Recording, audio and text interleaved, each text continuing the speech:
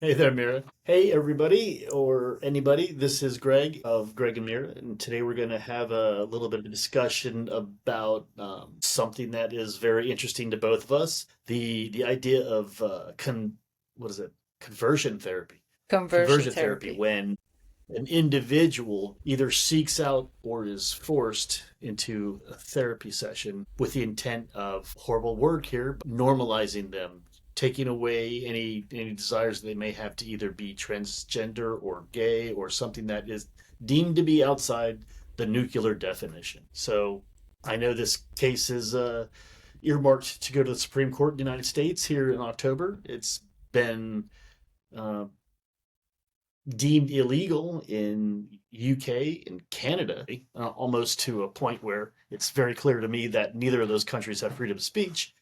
But let's see what happens in the United States. I love that look. What do you think? What is conversion therapy? What are we talking about today?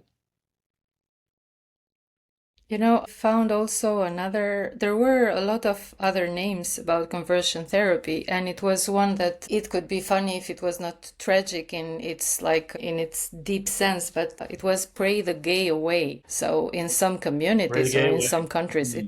yeah, it is called like this, like pray the gay away. But just I like I'm raising reparative a therapy. That's question my mark. favorite. Yeah, I mean, is there something to repair anyway? So I could make the question, but also conversion. It's okay. I'm converting someone to what? To so that's I think the problem is since the definition of it and about UK. I'm not sure if in UK it's legally banned in all UK, even though maybe in the political discourse, but legally, I mean, I'm sure that in Canada it's banned, in France, in Belgium, in Albania, which is something fantastic, I would say, because like we look like so advanced in some things, and then there are some other, maybe we could just legalize same-sex marriage first. But anyway, so Canada for sure. Canada I'm not has sure about UK. cracked down Yeah, in on. Canada for sure. Yes. You can't talk about it. You can't refer to it. People, I think they changed the spelling in some. I'm just joking, but it's like I know in Canada that you can't even refer somebody to go into this therapy. You're not allowed to take a child outside the country to go get therapy someplace else. It seems like Canada's jurisdiction just follows people everywhere they go, which is, true with all countries to some degree. But anyway, Canada definitely is. I don't like Canada. But Sorry. but even I know that you're a fan of Canada, so that's why I'm smiling. No, even in those countries I where do make it's fun of legally it. banned, yeah, even in those countries where it's legally banned, that's the problem because there is this huge difference between the law and the practice. So, for example, in Ecuador is banned, but there are so many secret, like hidden conversion camps, or which is also the case in UK, by the way. So we're talking that, I mean, I have to check if it's legally banned, but anyway, it looks like it is. But in reality, there are so many facilities like this, so that are still going on in hidden. And maybe this is something that we should also discuss the difference between the law and the practice. But I just, if you allow me to just to read the definition because I don't remember it by heart, the definition that it's like the how do you say, the common definition, or it's that the efforts to change a person's sexual orientation or gender identity. And in most of the things that I've read, the word efforts is it's not followed, but the adjective it's pseudo scientific efforts. So, because this is the main problem with the conversion therapy, it's is there any scientific context in this therapy or not? But I'd like to hear a little bit more about what you were saying about the Supreme Court before going into the historical. I said hysterical because it's just linked with the hysterical Little Freudian slip. studies of No. Freud. So I will talk about this. So before going into a historical background. Yeah, the Supreme Court. So they're supposed to hear the case. Apparently, there's different numbers out there, but for the longest time, it was 19 states had um, created laws that basically said you can't have conversion fair. It's illegal. A couple of, the United States is broken up into different districts of legal jurisdictions. And that's when the Supreme Court sees a case. Basically, there will be one state that advocates for something and another state that advocates for, or a district that advocates for the opposite of that. And then that's when the Supreme Court will typically take up a case when there's been a binding in the lower courts, where courts that are supposedly able to look at the law and come up with the same, feeling on what it means, and they have conflict. That's when the Supreme Court kicks in. So they've agreed to take this up. I think they passed on it last year or a year before, and this year it's coming back. So they said, okay, we're going to take this case, and it's on the docket, if you will, for their when they meet in October, when they come back for next year's session or this year's session. So ideally, they will sort out specifics. If you're asking me how it's going to go, I would speculate, and maybe this is all a little bit of wishful thinking. I would hope that the decision is made to maintain freedom of speech, meaning one person can tell another person anything they want to, as long as it is with, that individual's consent. Because basically there's different types of conversion therapy. There's voluntary and there's non-voluntary, right? And the non-voluntary is what should not be happening, when people are forced or bullied to be part of a therapy that's going to change how they feel about themselves. If they volunteer to go into such a therapy session for whatever reason, maybe the religious reasons, because as you've indicated, the religious groups are the ones that are making the biggest legal argument for conversion therapy to maintain in practice. So they can, in fact, through the voluntary actions of those, within their sphere of influence, they can actually have the therapy that either they believe, the therapist the therapist and the patient, therapy, I don't know what that word is, they both agree that the therapy is going to be beneficial for them in a consensual manner. So I hope that the Supreme Court finds that freedom of speech is held up, and you can say what you want, with the exception of children. I'm sorry, I just can't find any good argument where you're telling and a person who's not completely matured, their mind isn't even formed to the point where they're able to understand long-term decisions, and decisions that are going to have an impact on them outside of what they even understand for the rest of their life. So I hope that the Supreme Court says, listen, you can have therapy about whatever you want to, because that's your right, but you can't do it with children. That's my thought and my hope. So is that a description of the situation? I highly doubt it, because I'm not a lawyer and I'm not going to get into too much of what I don't know or understand. But that's my idea of what the conflict is looking like in the Supreme Court. Does that help? I mean, And I does that think, jive with your understanding of American legal systems? yes, not really. I mean, not really, because I mean, the first problem that I have with the American Supreme Court is their long life term, which for me it's really problematic. We're going to get So, on. but If, this is if we something start that, yeah, bashing the Supreme Court, we're going to be here all day long, because let's we're remember, the Supreme Court is the same court that said that humans are property. I'm not really a so big fan of the I idea mean, in the first yeah. place. So I have my doubts, but I agree with you when it comes to. I mean, I agree with you when it comes to the freedom of speech part, and also regarding children which do not know still like their sexuality. It's maybe a dilemma, etc., etc. So I hope that maybe this will be taken into account. On the other side, and you know that I would mention that There's always another I side. would really no, there is another side that you didn't say, but that I'm saying that I'd like, for example, that if there was another case that the Supreme Court would deal with, for example, on the right of transgender person to express their gender identity, I'd like also the Supreme Court to consider it from the freedom of expression point of view. Anyway, I just wanted to go back to the conversion therapy, and something that I think it's also important for us to mention that it exists, these forms that now we have this very, very nice name, which is therapy, but it was not so nice. And in many cases, it's not so nice. So, and these therapy or these forms that they have gone from the most horrific ones to therapy, to psychological therapy, mostly now, it's because, of course, but it's just my expression. So it's like this idea that heterosexuality, it's the only form of relationships, like the only way of relationship. And everything that is out of that, it's not accepted. So it's related with culture, it's related, of course, culture and religion, they go side by side, and that's why it's different in different countries. There are countries where this form doesn't exist at all because, I mean, parents or family, they do not think that their children maybe that are expressing some affection toward same-sex friends, or that's not a problem. And then there are countries where this is like the end of the world, and so they are even in most of cases forced. I mentioned Ecuador first because I was reading some articles where parents were forcing their children to go into these conversion therapies, and in some cases conversion therapies for lesbian meant collective rape, so in order to bring them to the right path, or if I just wanted to make a joke, would be into the straight path. So yeah. It's clear that every place has a different, understanding of what is okay as far as, legality and conversion therapy.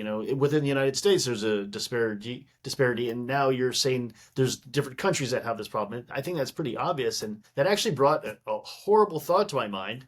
And I'll just throw it out just tell you can tell me it's horrible. Do you think there's a point where in some maybe third world nation, very low income community where I can't even say it. I'll say it. That there has to be locations of low economic, environments where I'll say it right out loud. Being more normal is more advantageous. And to the point of where it ends with you're more likely to survive. At that point, clearly there's got to be some positive things to say about conversion therapy. So there has to be a line where an advanced nation, could probably get away with conversion therapy laws and stop people from doing that. But there has to be situations where it's actually mandatory. Like you say, I mean, I'm not advocating, group rape of a girl to prove to her that she's heterosexual. That sounds ridiculous. But in some places, it has to be a benefit to say, hey, listen, you're not like everybody else. You won't survive unless you either pretend to be like everybody else or you convert yourself. And that's not me advocating it. That's just me throwing a crazy idea of how difficult life is in some places of the world to where I this isn't mean, an issue. for sure. For example, now in Uganda, you risk death penalty Exactly. if you express that you're a gay or lesbian or bisexual or transgender. So of course that you have to deny it and you have to hide it. You cannot get any more healthcare services because the doctors may just Far-reaching theory, or idea about some places, but I don't think it meets the conversation of today. So I just threw it out there to see what no. happened. I mean, it's absolutely valid and interesting. I'm really fond of these topics, which are so closely related to what I do. But I hadn't read this part where it was mostly poor people that were being subject to all the methods of these German and French doctors. Because in the Yeah. beginning, it started in Germany. Yeah, the irony of it. So Germany today is one of the most developed countries and accepting countries toward the LGBTIQ plus people. And it was in mid 800s. So this the famous doctor that I don't remember the name, and you know that I don't tend to remember the name of people that I don't like, so I'm not mentioning his name, and I'm not going to find his name. But this doctor said that same-sex attraction is a mental disorder. So he started all this area of yes, therapies and different therapies in order to cure these people, which were Mm. mostly poor people that were in different asylums or in prisons. And so a lot of experiments started with these poor people that were gays or lesbians. And it went hand in hand with what, as I mentioned, Freud was doing with all his methods and considering hysteria, you say in English, or history? Hysteria. Yes. Hysteria. Yeah, so he was considering hysteria as a disorder because, of course, women could not have all this sexual drive. So it must be a disorder. And they were using like horrific ways of burning the genital parts of women in order for them not to feel this sexual drive and also not to have same-sex attraction. Or they were using the hormonal therapy or castration for men, for gay men. I'm sure that you know the case of the English engineer Alan Turing. You Yeah. know, the guy that broke the codes and the Nazi codes during the Second World War. So, I mean, to my view, he's a kind of a hero because he helped to win the Second World War. Like, he did his part, but he was gay.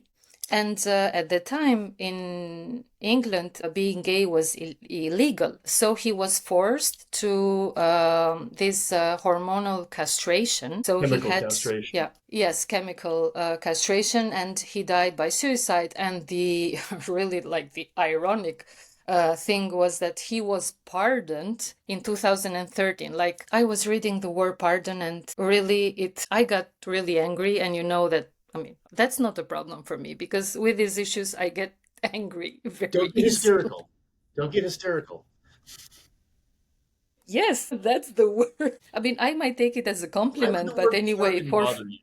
no. Why would the word pardon? You said the word pardon bothered you? Yeah, the word pardon because I mean, that was the article like the queen, it was a royal decision or that pardoned him because apparently he was condemned of being gay. I mean, you're pardoning him for what? What was his fault? He was attracted by men? Anyway, Anyway, yeah, I I think mean, that's all just that's all just dramatics and selling the royal family and selling government. So I mean, if you want to be involved with that, have fun. But yeah, that's if you don't see the irony that the royal member is pardoning one of their subjects, from 50 years ago. That's get real. Come on, yes. royal family. That need to just go away. What are they gonna do? Kill me? Anyway, so what other histories you want Or to talk maybe about? they could pay taxes. They could really pay taxes and A maybe gay help tax? It could be a gay the tax.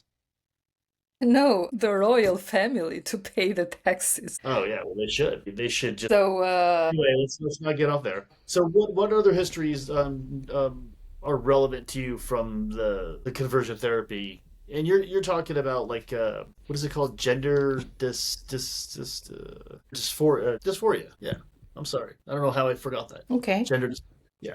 So what other histories do we have from gender dysphoria? I mean, is that what we're talking about? That or could conversion therapy? The You said you gender want to talk about the history. So some of the history I've kind of learned about this topic is the idea of gender dysphoria has been researched for over 100 years in some capacity. And you're indicating old German experimentation or studies. So this is something that's been going on for a long time. And yeah, I've heard some of the different shock therapies and some of the different therapies as far as just trying to convert people by using different techniques, and religion seems to be the one that falls the heaviest. What other history is relevant here?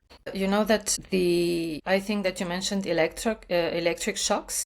Yeah, electric shock therapy. Yeah, because these were called aversion therapies. Yes. Which I don't know because I mean why I know why aversion, but it all is part of the conversion therapy. So which still I have some problems like who is being converted to what. So that's what my huge problem is.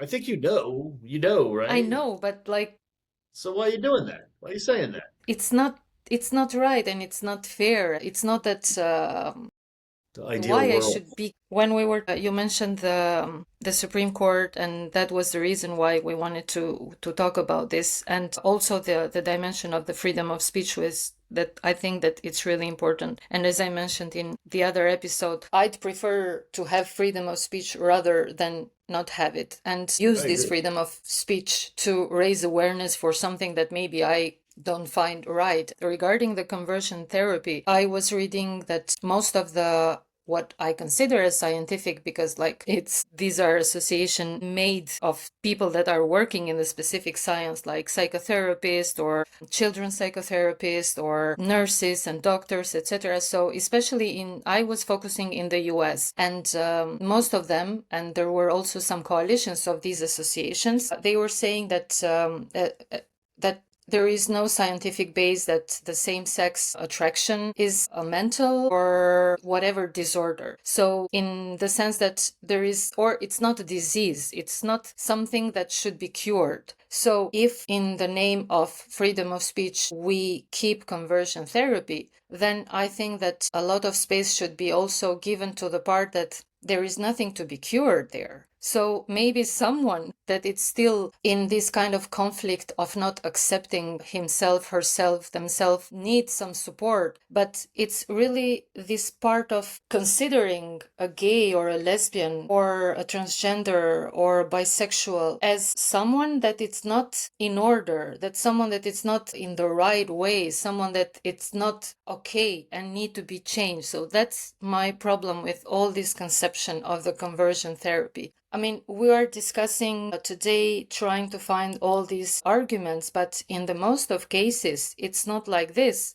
Like you are completely shut down if you're a gay or a lesbian and you are forced to go under some kind of therapy that, as we said, might go from the most horrific to the light forms in order to be good. You're already good. You're already enough. So what's there to change? So that's my problem with all this perception of conversion Okay, therapy. so you're standing on the pillars of idealism and morality, and I have no problem with that because I want an It's not ideal world. morality. It's not Yes, morality. it's an individualistic version of morality. You're saying it's good, right? That's a moral No, definition. it's just it's not a disease. It's not a That's your disorder. personal moral view. Yeah, it's an issue of morality. That's not it's not my point. So let me move on. So what about the issues? There's two things that pop up in my mind that I have a problem with that come out of this, and it's not me having an opinion on whether it should happen or not, but issues that are something that need to be looked at. One, the high rate of suicide from people who attend conversion therapy. So people that are forced into it, again, voluntary, non-voluntary, people that are voluntarily entered into one of these therapy sessions, likely through a lot of peer pressure, to be honest, but they're making their own personal consent. So that's fine. That's not part of what we're talking about, I think. But when people are non-voluntarily pushed into that, there's a huge instance of suicide post therapy when either the therapy has proved to be ineffective or the therapy has forced an individual to decide where they want to be regardless of what the therapist tells them. So the high rates of suicide, that's huge. There has to be something that can be done to stop the high rate of suicide. It was yesterday, Kentucky had a vote on this, and Governor Bashir, I believe, basically said this. That was his argument, and I agree with it. That if conversion therapy is leading to this, then there has to be some type of legislation. So he basically vetoed the law that would allow conversion therapy to exist. I believe that's the case. So those instances of suicide, if we can find a way to reduce that should be investigated because let's face it, that's likely those suicides are not just from the conversion therapy, but from maybe underlying mental issues that individuals have that are not being treated underneath conversion therapy. So that's kind of a different argument, but and then the second thing is some of the conversion therapies are allowing individuals like teenagers to self-prescribe. And this is another reason it's likely going to go to the Supreme Court because some states, what is it? You basically have informed consent, and there's different ages in different states. And informed consent essentially means that hey, here's a medication. I recognize that it might be dangerous, but I'm going to, on my own, sign this document that says I'm allowed to have it because I consent to it. And in some states, that age is as low as 15 years old.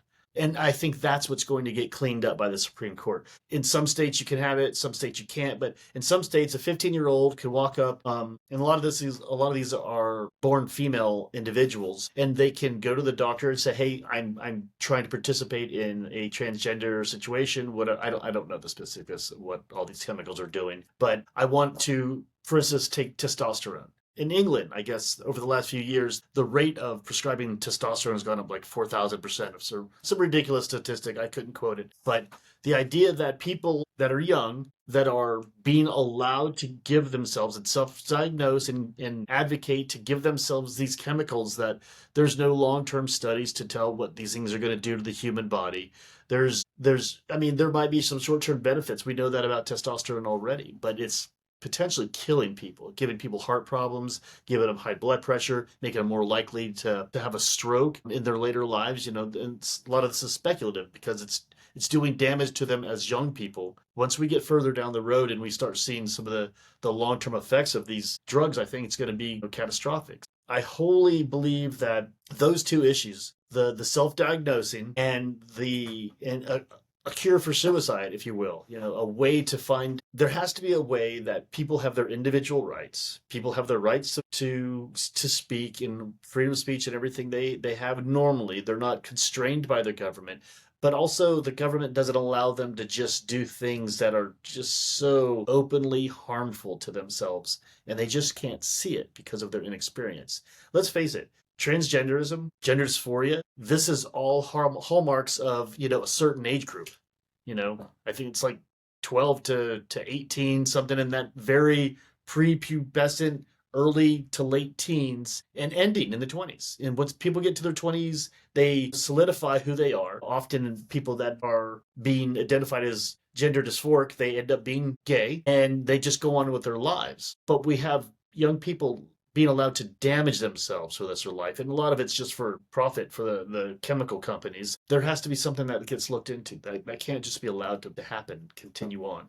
We're going to destroy millions of people's lives. I cannot talk too much about the part of transgender and all the damage that can be done by the chemicals, in the sense that I need to research this, and I don't want to go to the more to make like a moral argument.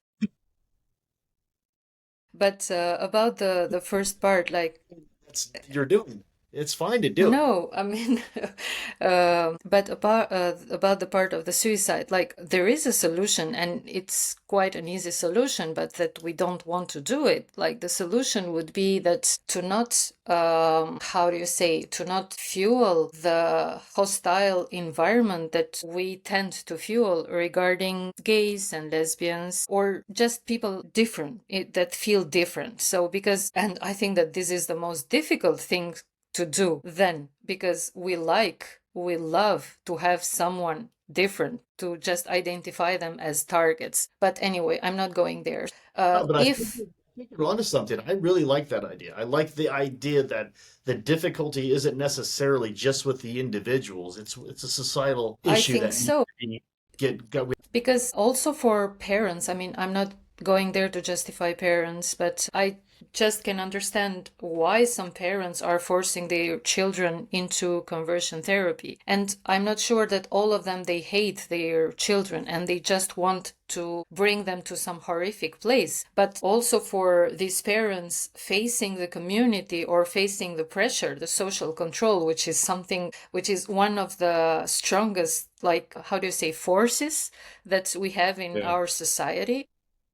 peer pressure. I mean, it's not easy to face that. Again, I will refer to this case in Ecuador, where this young girl, she was saying that her mom, she forced her to go to a conversion therapy, and it was just because her mother could not really face the pressure from the neighbors and the church and all the relatives that could say to her that you're a completely failed mom and you're failed parents because you allowed your daughter to become a lesbian, as if it was a choice. So this is something that you are born with, and when you see that everybody is against you, you don't know when anymore what you are doing. There is a case here in France, a very famous football player, soccer player, and he was telling his story. He's gay. He's the first soccer player that came out, and he's been also part of the national team. And he said that when he was a teenager, he was a part of these homophobic, if I could say, groups of young boys that were going after gays or young boys that looked like gays because he was so horrified of being attracted by men that he said that maybe if going and being part of these groups will, like, help me to fight this evil part. And also he comes from a Muslim family, so the weight of the religion is very strong. So, and then he, after some years, he decided to came out, and then he was talking about the difficulties of relationship with his mother, that after some years they found the way to overcome them. But it's such a difficult part for so many families. So I can really understand the part of the suicide before going to convert, like attempted or desires of suicide before going to conversion therapy, and then after going to conversion therapy. And I was reading that it was 8 times more likely to report having attempted suicide for those people that go through conversion therapy, because sometimes it's so violent way of being converted that after that you don't know where you are anymore. Yeah. I I think mean, I think the whole idea is harmful to take a young person and try to force them into thinking something that feels natural to them. In society, you're right. And all this is all the pressure of society right now. We're involved in it. We're the pressure too. We're helping to regulate the pressure, hopefully, and give people, the freedom to do what they want to do, and then remind society that, you can't just be judging every single person that's different from you. The whole idea of in groups is always going to be in play with humanity, and we don't need to give it any help. unfortunately, yeah. Yeah, I totally agree that it should be a concerted effort to be more accepting of people. And, I do that as much as I can all the time. I know you do too. Nobody else is as perfect as we are, clearly. So, what are you going to do? But it's a huge issue, and I just want things to be resolved with people having as much autonomy as possible. But, I'm not a huge government advocate. I follow rules as much as I can, but I don't want the government to tell me how to live my life. But I also don't want the government to let me be victim of every other human on this planet. And that's what their job is. And so I hope this case goes forward. I'm talking about the Supreme Court's case, does just that, allows for personal freedom and protects the vulnerable. I think that, the Canadian model is just over the top. Police state tactics. I mean, literally, 2 years in prison just for telling somebody, hey, you should get conversion therapy. Go to jail for that? Canada has no freedom of speech. Canada is a police state. Ugh, Canada. What's wrong with those I mean, people? I wanted to say that we should dedicate an episode to Canada, but you will What say, about Canada? no, never. Watch Canada all day long? Oh, yeah. Timberwolves, get real. Then it would be just your episode because, Just I've me. been just once there. Just me complaining about Canada all day long. Yeah. So, I do like the and truckers and the syrup. I've been Anyway, just once there in Toronto, and I saw Niagara, Niagara uh, Falls. yeah, falls. And because, of course, my dad had been there during the communist period on a delegation Not sure if I should to talk with meet you with the anymore. I didn't commun. know you're so well No, vested in Canadian culture. no, it was really funny because apparently I don't know if there is anymore, but during the 80s or something there was this Communist Party of Canada, so they had invited all the communist parties of the world. So my dad was part of this delegation, and so for me it was, I was a child and I was looking at these beautiful pictures. Of course, a child in Albania, so you can imagine. Anyway, Did you have to so call your dad the chairman? Yes, chairman. No. no, no.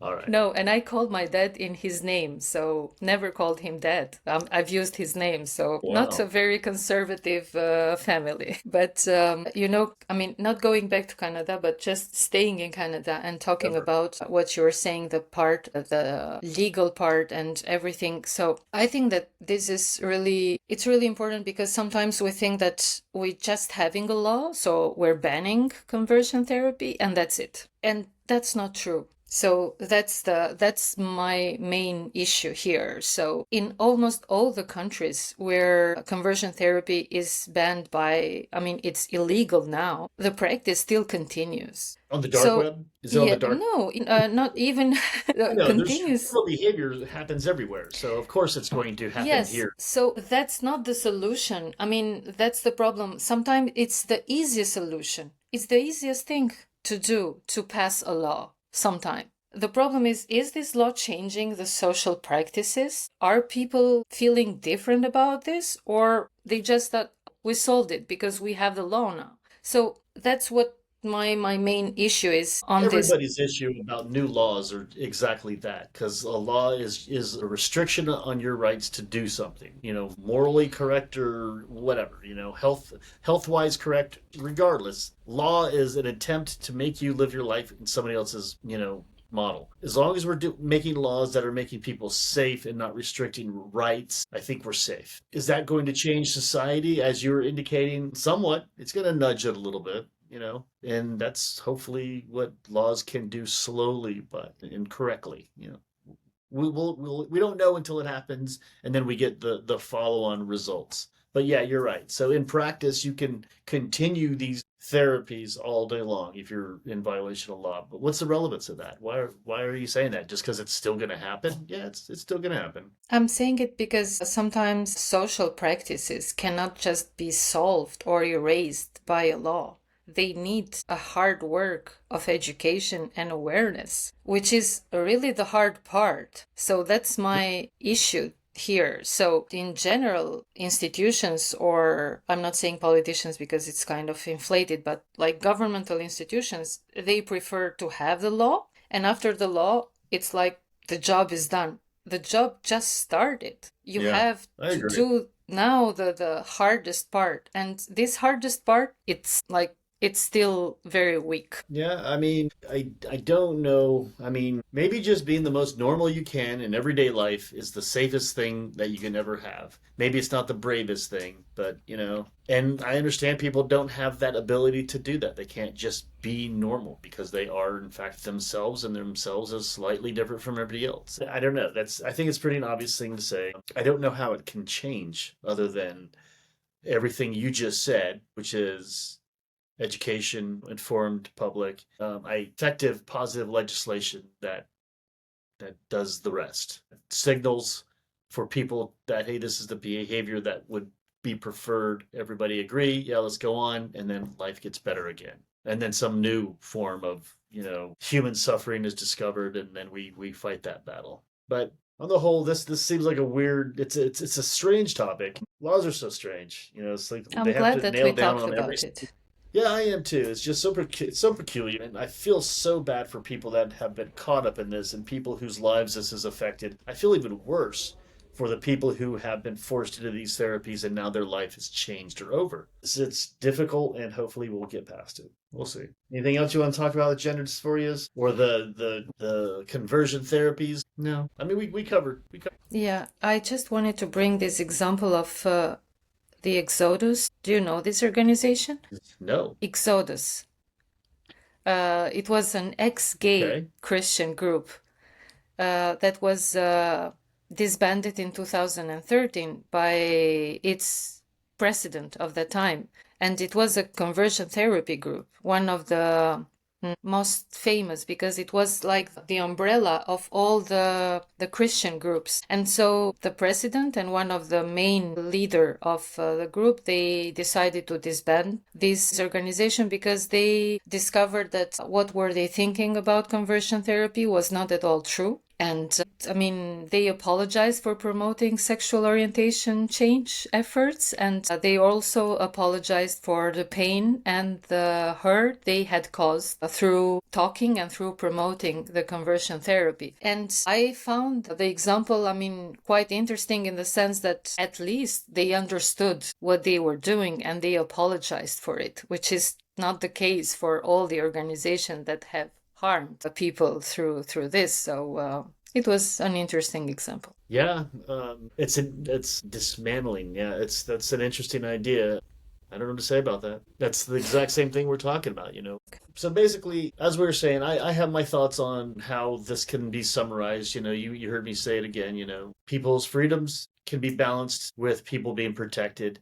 And that's ultimately that's the only thing I need to see out of this particular issue, this topic. So what are your final thoughts here? So what I really think is that first of all, we should try to make the environment toward our children and our teenagers less homophobic and less hostile toward same-sex relationships or toward the sexuality that doesn't fit within the heterosexuality, which is prevalent but doesn't mean that it's the exclusive way of living. Also, just to raise awareness and about accepting ourselves and not being forced toward different ways of changing our sexuality or even of considering different sexuality as a disease. So this is, I think, the main issue. But it will take too much time, as all the changes in the social practices, which is the hardest part. It will take time, but let's start and then let's see how much time it will take. Definitely.